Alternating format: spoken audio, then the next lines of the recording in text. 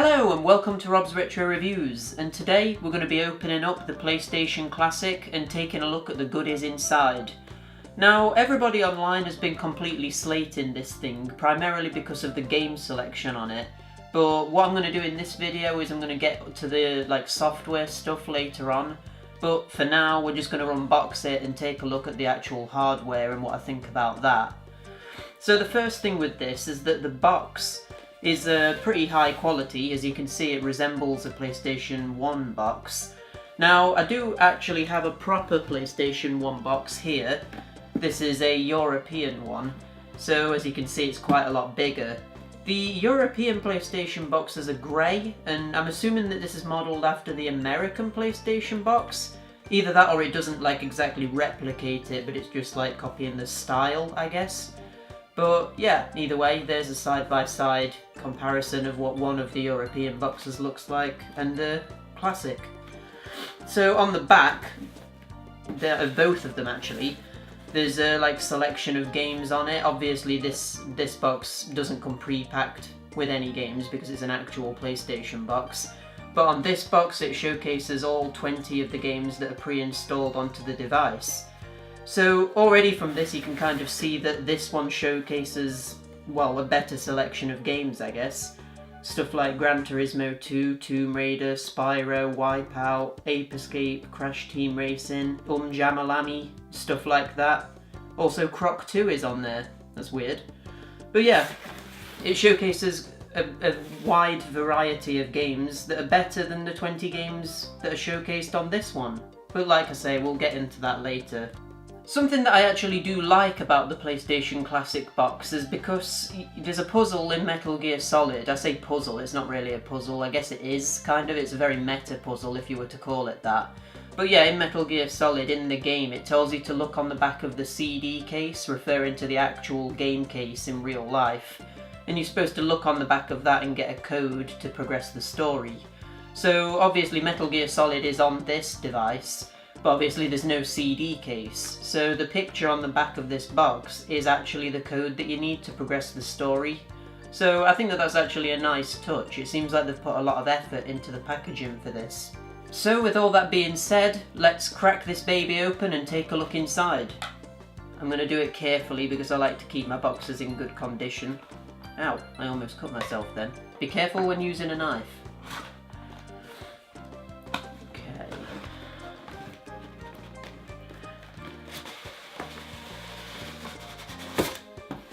Oh, comes in a very minimal inner box. Let's put that to the side there. Yeah, I've had this thing for well, I got this for Christmas, but it obviously came out the beginning of December, I think. So I don't really know why I've not got around to opening this yet.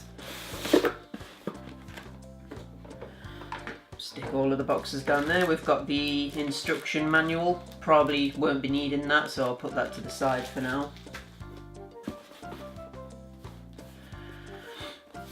Oh, I didn't even see that. So there's a little hole in the thing where I'm assuming you can get to the PlayStation. Yeah, there we go. It's all very nicely packaged.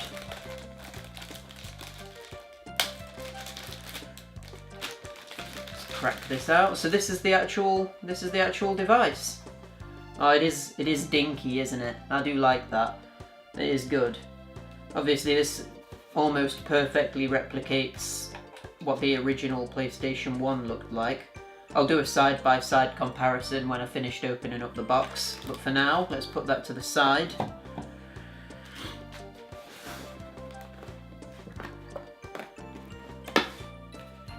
How do you open this?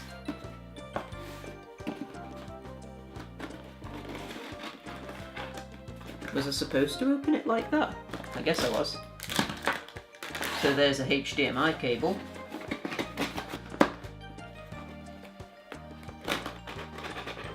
How am I supposed to be opening this? I feel like I'm doing it wrong.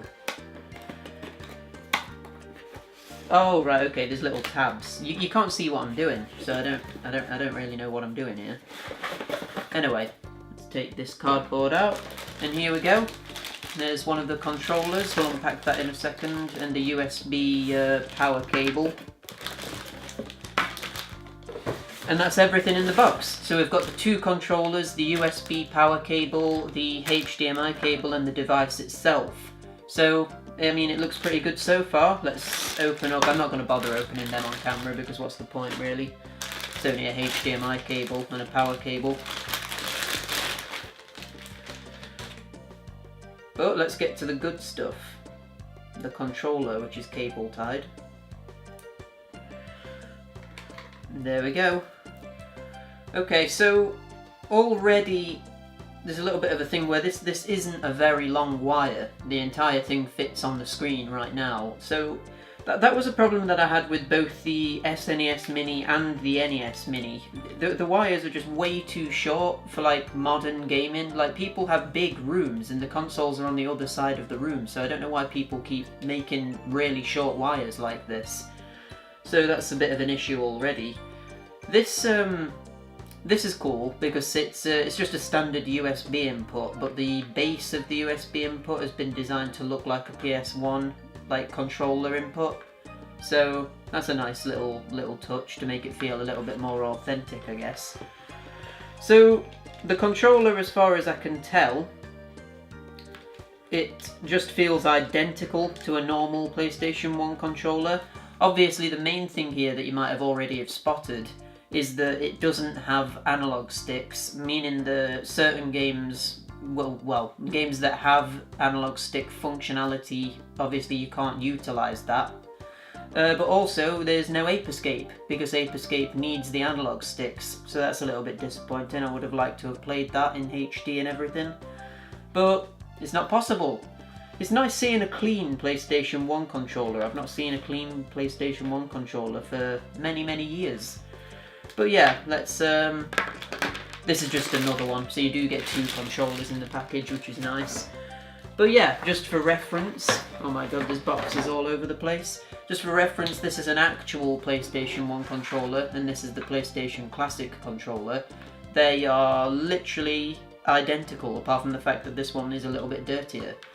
The buttons feel a little bit more, I don't know, more like, sort of more stiff, I guess, but that's probably just because this is loosened over the years and all of the times that I've used it. So yeah, all in all, the controller is pretty good. It's just a shame that it doesn't have the analog sticks. Don't know why they did that. Maybe it's so that they didn't need to put the vibration feature into the controller, because that would have made it more expensive. I have no idea, but it should have had analog sticks, basically, is what I'm saying. There's the actual PlayStation 1 controller input. You probably didn't need to see that, but just so you know, that's what it looks like. Yeah, this is... I'm basically just showing off a controller collection here for no reason. But yeah, this is what the PlayStation Classic controller should have looked like. It should have had the analog sticks. But yeah, it doesn't. So anyway, let's put that to the side for now. So now let's get this. This is the actual PlayStation 1. Again, it's a little bit dusty. Let's wipe that down. So yeah, you press this button and it opens up like that, as you can see, which I'm pretty sure from the reviews and stuff that I've already watched that this one doesn't do that. It doesn't. So the button is there just as like a cosmetic thing more than anything, but that does, I think that the open thing takes you back to the game selection screen when you're actually using the device. So it kind of mimics what the eject button does on an actual PlayStation 1. Something that I've just noticed, actually, is that on the PlayStation Classic it says power and open, whereas on the original it just has symbols for that. Yeah, that's interesting. So there is slight cosmetic differences between the two. Again, I don't know whether it's because this is a European PlayStation 1 and that's modelled after the American one. Maybe the American one did say power and open. I'm not sure. But yeah, as you can see, it's substantially smaller. I think it's supposed to be like 45% smaller than the original, which, I mean, seems about right. If anything, I would say that it was slightly smaller than that, to be honest. But yeah, there we go. I very much like the way it looks. Like it almost perfectly replicates the original PlayStation 1, apart from where it says compact disc here in tiny writing. But it even has like the grooves on the disc tray, which the original has. The fan things at the side. It's pretty good. Pretty closely replicated there. So if you want a sort of size comparison and you don't have an original PS1, we've got the mini NES here and we've got the mini SNES. So just to do a quick comparison between those three, where you can see they're almost all the same size there really. But yeah, the mini PS1 is substantially shorter than the NES Mini, but it is slightly wider than the NES Mini. And with the SNES Mini, it's a lot wider, but substantially less tall. So yeah, it's pretty much the same size as those, and it looks good next to them actually. So that's a good thing. If you're displaying all three for whatever reason, you can do that and they'll look all quite uniform next to each other. So all in all, I like the way it looks on the outside anyway. I think it's good. I think, like I say, it perfectly replicates the PS1's original look, which is really all you can ask for it. So yeah, let's plug this sucker in and take a look at the software. So, let's now talk about what the PlayStation Classic can actually do. Well, I mean, it plays the games, I guess. Look, I went into this positively and I was gonna talk about everything I liked about the device before then talking about the negatives. But honestly, there's hardly anything positive to talk about here. It just doesn't do anything that's even remotely above average for me to mention. So I guess let's just jump straight into all of the problems I have with this thing instead. One of the most basic functions you would expect from what's essentially an emulation device is the ability to use save states, right? And while the PlayStation Classic does have save states, it only has one for each game, which is pathetic. When you look at the main competition from Nintendo, it completely blows Sony's efforts out of the water, with 4 save state slots for each game, which is helpful if you want to go back to earlier points in the game to practice them, or just to replay them for fun.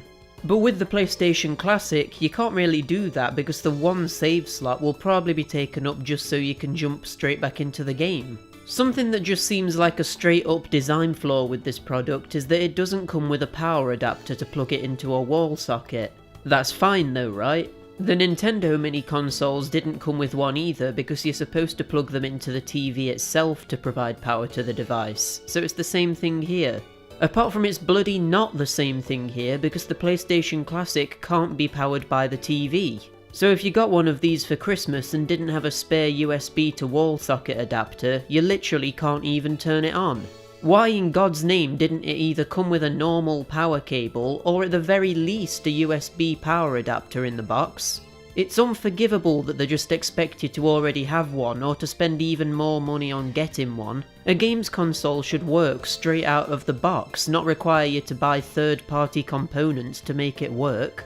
Another obvious feature that the PlayStation Classic needs to have is to upscale the games featured on it to HD, which it does do. But to be honest, the games don't look a whole lot better than if you were playing them on the original hardware, and look no better at all than playing them on a PS3. This is disappointing because using a standard emulator on a PC can make some of these games look incredible. With some of the smoothing filters that can sometimes look as good as a PS2 game easily. Playing them on the PlayStation Classic though has no such effect and it kinda just feels like you're playing them normally. Which is obviously fine because that's what it intended to do. Something that's not acceptable though is the lack of any customization at all. Literally the only things that are in any way changeable are the power saving settings, which just turns the console off after an hour of inactivity, and the ability to dim the screen after 10 minutes to avoid screen burn. That's it. There's no visual filters, smoothing or scale options, no banners to fill the empty space to the sides of the games or anything. Again, bear in mind that the SNES Classic had these features and was released a year before the PlayStation Classic. It's just not good enough. You can't even read the game's manuals on the device, which is a detail that I would have really appreciated, and it would have given the device something to make it stand out from other emulators and even Nintendo's classic systems too. One of the worst things about the way this thing plays the games though is how almost half of the games are the European PAL versions, which means that 9 out of 20 of the games on this device run at a substantially lower frame rate than they're supposed to. And when some of the games run at the proper American NTSC speeds, it really brings attention to how sluggish the PAL versions really are. I grew up playing the PAL versions, and they're obviously acceptable versions of the games and everything, but in this day and age where we know there's better versions of the games out there and we have wider access to them through emulation and Sony's own PlayStation store, it's just absolutely unacceptable that they would use inferior versions of half of the games when there's surely no reason for them to do so. This instantly means that by default this isn't the definitive way of playing 9 of the games on here because the original American versions are so much smoother. It's ridiculous that a device made in 2018 can't compete with one made in 1994.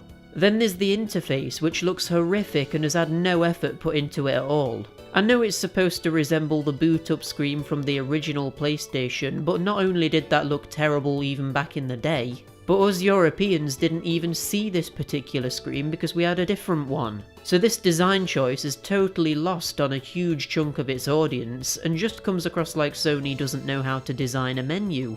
I mean, if they can't be trusted to even design a good looking menu, how are we supposed to trust them to design a console, for God's sake? The games on the device don't even run all that well either.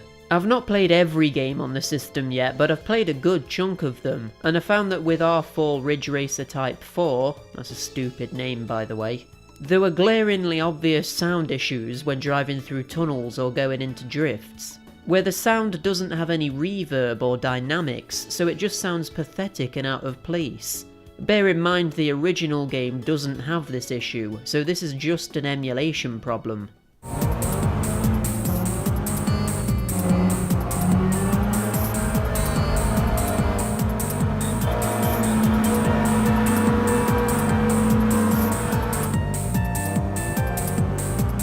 An official Sony product should not be having emulation problems on a device where its sole purpose is to emulate games. It's pathetic and shoddy.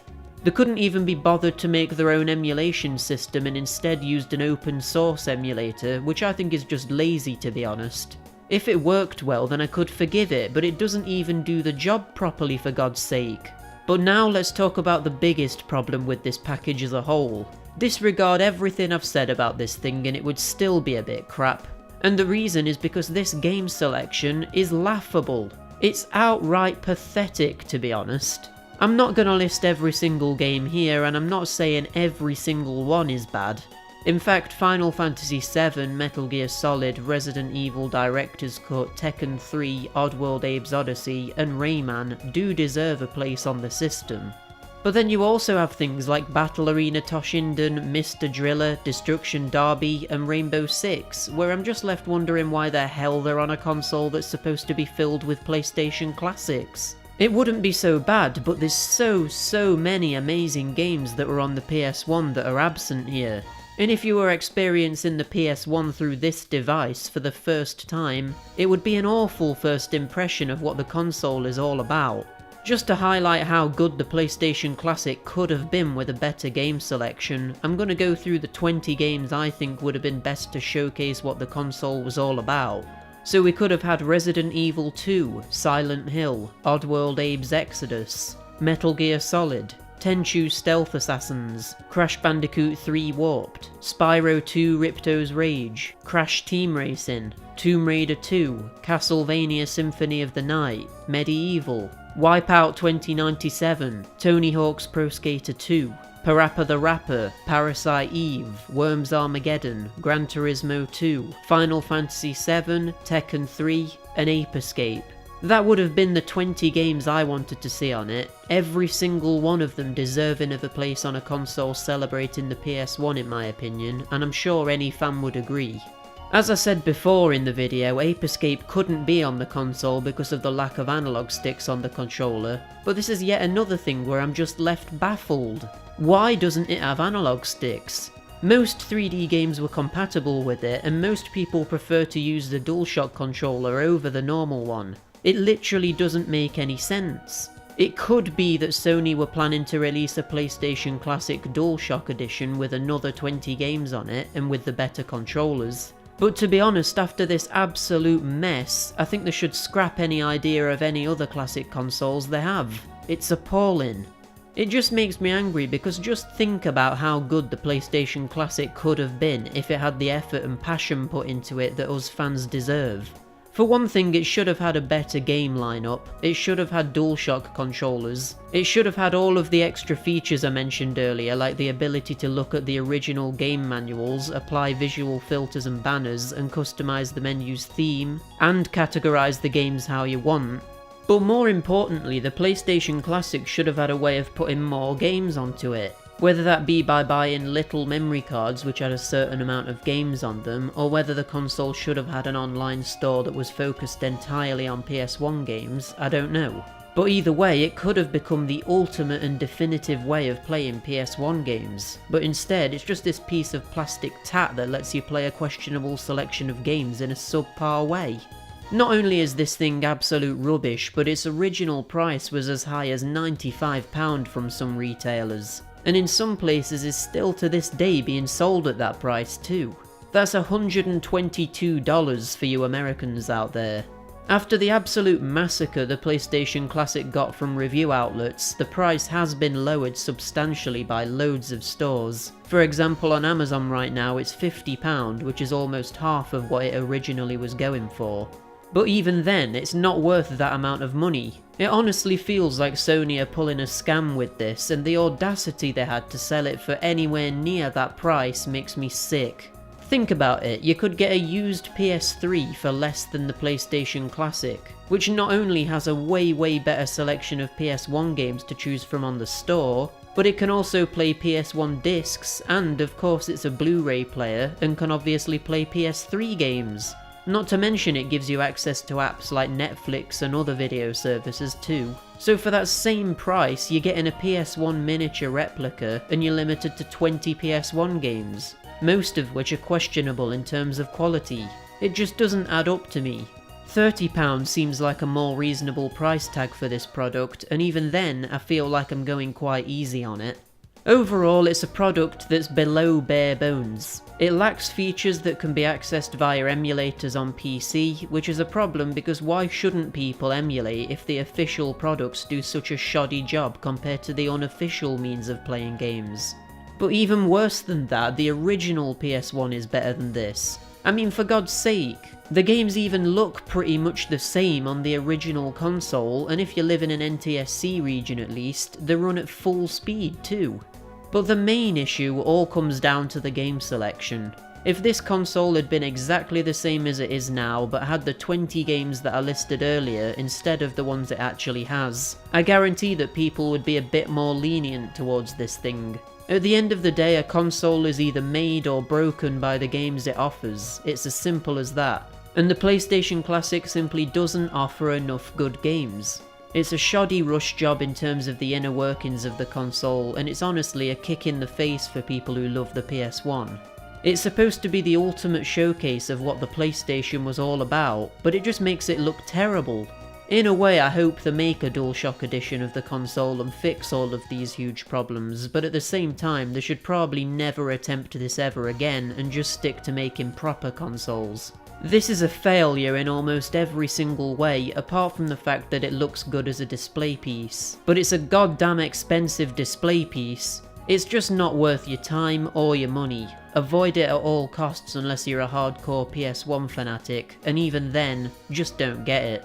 If you absolutely need this in your life, then wait for it to appear in the nearest bargain bin, which is where it belongs. Piece of rubbish.